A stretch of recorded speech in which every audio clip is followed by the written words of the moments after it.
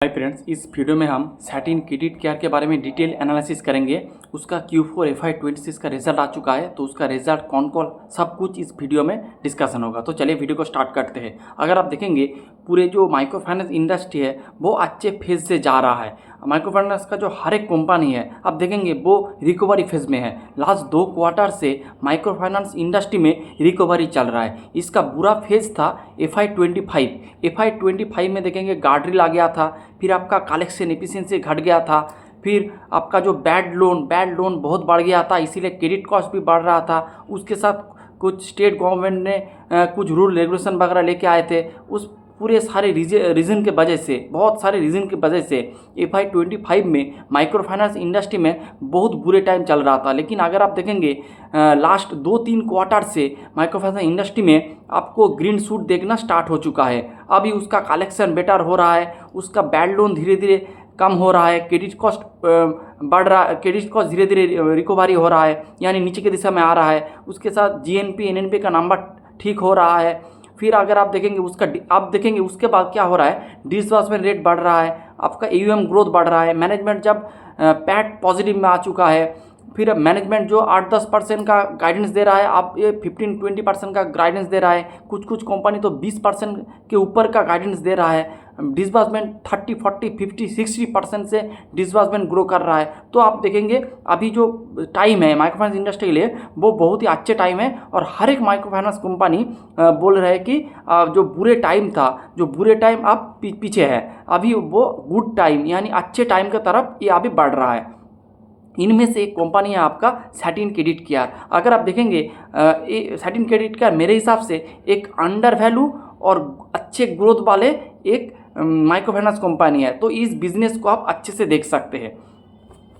तो पहले इसका बिजनेस मॉडल एनालिसिस करेंगे। तो सैटिन क्रेडिट का नॉर्मली एक माइक्रो फाइनेंस कंपनी है। इसका जो टोटल AUM का ऑलमोस्ट 85% इसका रेवेन्यू आते हैं माइक्रो फाइनेंस इंडस्ट्री से, और रिमेनिंग 15% इसका आते हैं। इसका और 2 सेगमेंट है, एक है इसका MSME सेगमेंट और दूसरा इसका हाउसिंग सेगमेंट। उस 2 सेगमेंट से रिमेनिंग 15% का रेवेन्यू ये लोग अर्न करते हैं। अगर आप देखेंगे इसका जो MSME का सेगमेंट है और हाउसिंग फाइनेंस का सेगमेंट है, ये बहुत ही छोटा है। अगर आप इसका AUM मार्केट जो इसका AUM के बारे में देखेंगे तो माइक्रो फाइनेंस इंडस्ट्री का जो इसका माइक्रो फाइनेंस का जो AUM है वो है आपका 12,853 करोड़, और MSME का है 13,085 करोड़, और आपका हाउसिंग का है 12,067 करोड़। तो ऑलमोस्ट देखेंगे इसका बेस बहुत ही छोटा है, इसीलिए इसका जो हाउसिंग और MSME सेगमेंट का ग्रोथ भी थोड़ा ज़्यादा है। तो लेकिन आपको अगर सैटिन को देखना है तो आपको इसको माइक्रो फाइनेंस के हिसाब से देखना पड़ेगा।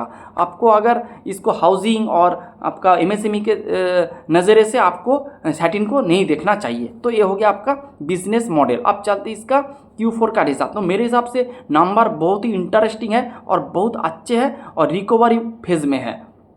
तो अगर आप इसका देखेंगे क्वार्टर ऑन क्वार्टर बेसिस आप इसको कंपेयर करेंगे, देखिए हर एक क्वार्टर में इसका हर एक पैरामीटर ऊपर की दिशा में जा रहा है। अगर इसका AUM देखेंगे तो 19% से इसका कंसोलिडेट AUM ग्रो किया है। अगर आप इसका MFI सेगमेंट का देखेंगे वो मोटा मोटी 15% से ग्रो किया है, और FY26 में 19% से इसका AUM ग्रोथ हुआ है। Disbursement 37% quarter on quarter basis में डिसबर्समेंट ग्रो कर रहा है। तो आप देखेंगे इसका डिसबर्समेंट का रेट ऑफ ग्रोथ धीरे धीरे बढ़ रहा है।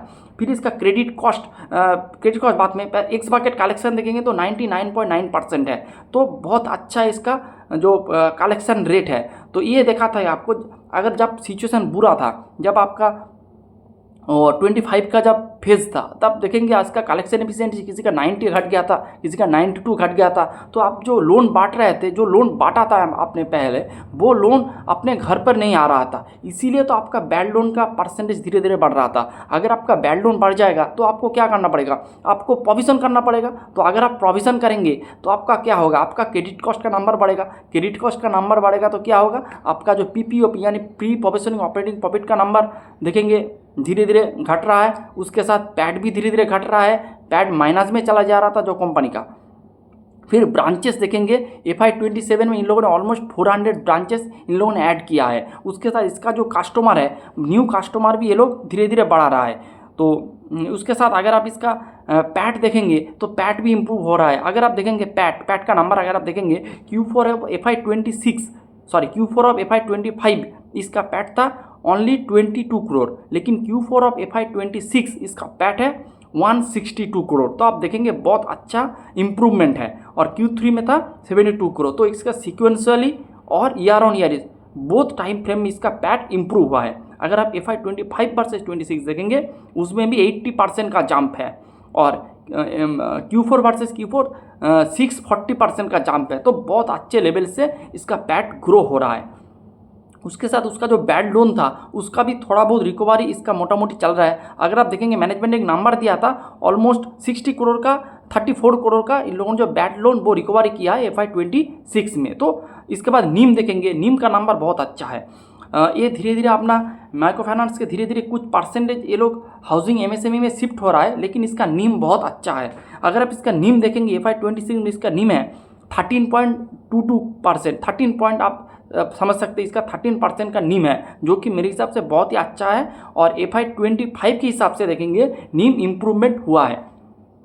फिर अगर आप इसका ROA देखेंगे FY26 में 2.56, ROA बहुत अच्छा है। ROE 12.82 है, 12.28 है, जो कि बहुत ही अच्छा है। GNPA का number quarter on quarter, year on year हर एक टाइम फ्रेम में इम्प्रूव हुआ है।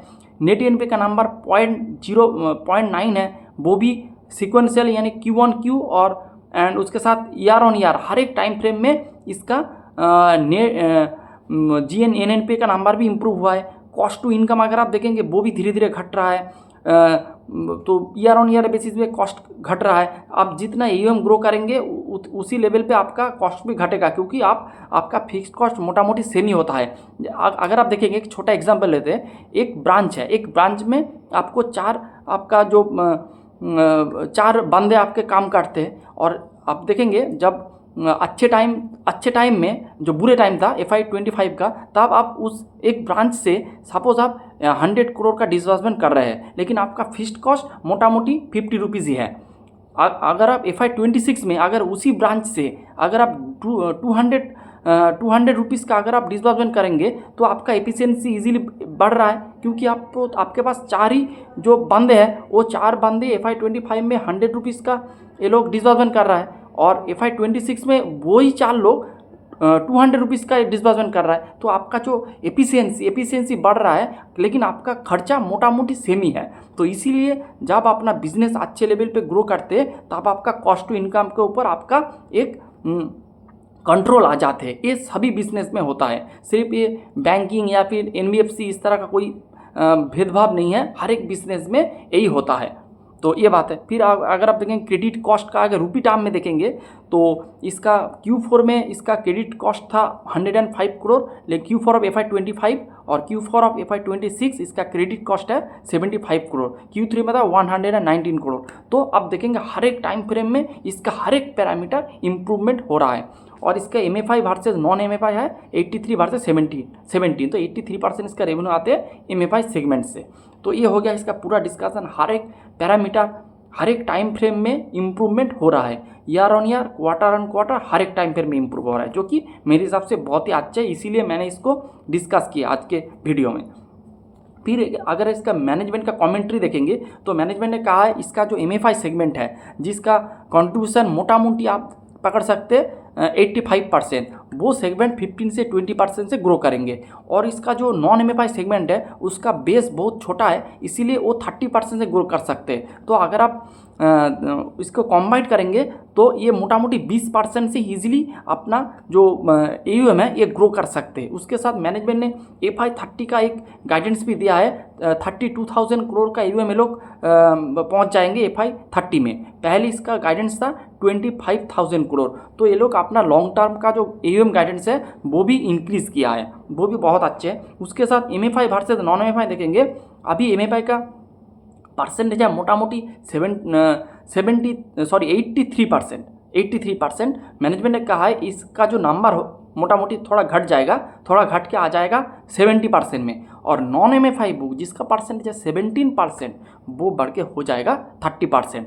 तो इसमें एक इसका एक इफेक्ट भी होता है, क्योंकि आप जब अपना जो नॉन MFI का सेगमेंट बढ़ा देंगे तब आपका नीम थोड़ा इफेक्ट हो सकता है। लेकिन मैनेजमेंट ने कहा है ये जो हाउसिंग फाइनेंस वगैरह कर रहा है वो विलेज में कर रहा है या फिर टायर 3 टायर 4 इस तरह का रीजन में कर रहा है, जहाँ पे इसको अच्छा खासा यील्ड मिल जाएगा तो इसका नीम पर कोई इफेक्ट नहीं आएगा। उसके साथ मैनेजमेंट ने कहा है उसका नीम FY27 में मोटा मोटी स्टेबल रहेगा, यानी FY26 में इसका नीम है मोटा मोटी 13% का, तो यही लेवल पे FY27 में इसका नीम रहेगा, जो कि ठीक ठाक है। आप नीम नहीं घटे ये अच्छा है, नहीं अगर बढ़े वो तो अच्छे है, लेकिन अगर नीम नहीं घटेगा तो भी अच्छे है बिजनेस के लिए, क्योंकि ये लोग अपना नॉन MFI का सेगमेंट बढ़ रहा है।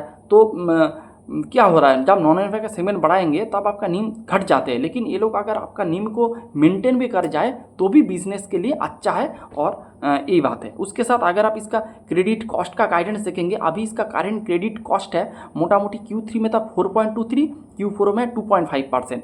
मैनेजमेंट ने कहा है इसका जो क्रेडिट FY26 में इसका क्रेडिट कॉस्ट है 3.8%। मैनेजमेंट ने कहा है ये 3 से 3.5 के बीच रहेगा, तो इसका क्रेडिट कॉस्ट भी FY27 में इम्प्रूव होगा, जो कि बहुत ही अच्छा है। उसके साथ इसका हर एक पार का नंबर देखेंगे, पार 1, पार 30, पार 60, पार 90। पार का मतलब होता है पोर्टफोलियो एट रिस्क, तो इसका नंबर अगर देखें वो भी इम्प्रूव हो रहा है। अगर आपका पार का डेटा इम्प्रूव होगा तो आपका GNP NNP का नंबर भी इम्प्रूव होगा, तो आपका जो प्रोविज़न का नंबर है वो और घट जाएगा। अगर आपका प्रोविज़न का नंबर घटेगा, क्रेडिट आपका जो क्या बोलते हैं उसको कॉस्ट टू इनकम का परसेंटेज घट जाएगा, तो आपका ऑटोमेटिकली आपका जो प्रॉफिट होगा वो इम्प्रूव होगा। वो इस बिज़नेस के साथ हो रहा है, सिर्फ इस बिज़नेस का नहीं, हर एक माइक्रो फाइनेंस कंपनी के साथ ये हो रहा है, जो कि मेरे हिसाब से बहुत ही अच्छे हैं। और मैनेजमेंट ने बोला है कि ROA और ROE both will be improved, लेकिन कोई स्पेसिफिक गाइडेंस नहीं दिया है, लेकिन मैनेजमेंट ने कहा है उसका ROA का नंबर 3% हो जाएगा, अभी है 2.56, तो ये भी बहुत ही अच्छा है। तो हर एक सेगमेंट में आप देखेंगे इसका नंबर बहुत ही अच्छा है, मैनेजमेंट का टोन भी अच्छा है, मैनेजमेंट का गाइडेंस भी अच्छा है, तो इसीलिए आपको इस बिज़नेस को अच्छे तरीके से बिज़नेस को आपको देखना चाहिए। तो मोटा मोटी यही था। उसके बाद अगर आप इसका वैल्यूएशन करेंगे तो देखेंगे इसका वैल्यूएशन मोटा मोटी 0.8 पे आपको ये बिजनेस मिल रहा है, जिसका FY27 का ग्रोथ है 20%, जिसका ROA का नंबर है 2.5%, ये 3% हो जाएगा। क्रेडिट कॉस्ट का नंबर घट रहा है, GNP NNP का नंबर अंडर कंट्रोल है, आपका एक्स बाकेट कलेक्शन है ऑलमोस्ट 100%।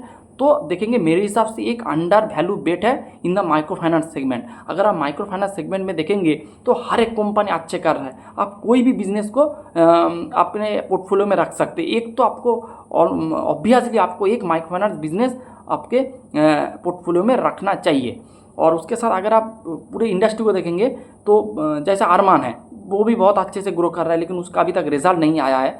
और क्रेडिट एक्सिस ग्रामीण भी बहुत अच्छा है, लेकिन मेरे हिसाब से इसका जो प्राइस टू बुक वैल्यू है, प्राइस टू बुक वैल्यू थोड़ा ज़्यादा है, 3 के ऊपर है, इसीलिए मैं क्रेडिट एक्सिस ग्रामीण को थोड़ा साइड में रख रहा हूँ। लेकिन बिजनेस वाइज बहुत ही अच्छा है।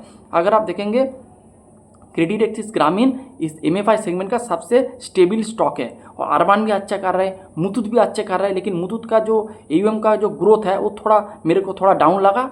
और अगर आप देखेंगे स्पंदना पूर्ति, उसका भी बहुत अच्छा ग्रोथ का गाइडेंस दिया है, 35 से 40% से ये लोग अपना AUM का ग्रो करेंगे FY27 में, ये मैनेजमेंट ने कहा है। उसका भी अगर आप प्राइस टू बुक रेशियो देखेंगे 1 है। फिर आपका सैटिन है, सैटिन का प्राइस टू बुक है आपका 0.8। तो हर एक बिजनेस बहुत अच्छा कर रहा है, धीरे धीरे बुरे फेज से आप धीरे धीरे अच्छे फेज की तरफ जा रहा है। तो आप इस पूरे MFI सेगमेंट को देख सकते हैं, उसके बाद आपको जो बिज़नेस अच्छा लगे उसको आप इन्वेस्ट कर सकते हैं, लेकिन ये पूरा आपके ऊपर डिपेंड करता है, मेरे कोई सजेशन नहीं है, ये एक एजुकेशनल वीडियो। तो यही था आज का video. Hope you like the video and thanks for watching the video.